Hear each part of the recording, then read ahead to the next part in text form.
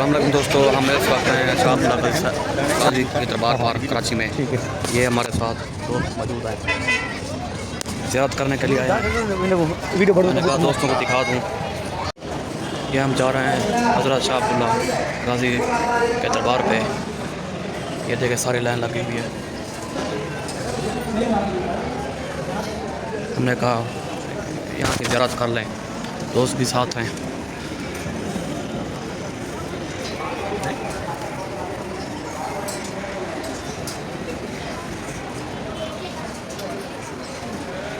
ये सीढ़ियाँ हैं, ये ऊपर है ना बहुत, ये सीढ़ियाँ हैं, सीढ़ियों पे पैर ऊपर जाना पड़ता है हज़रत शाह अब्दुल्ला गाजी के दरबार पर।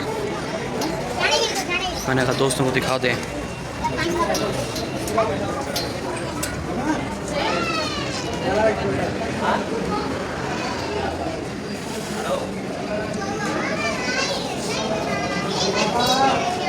सीढ़ियों से हम पहुँच गए हैं।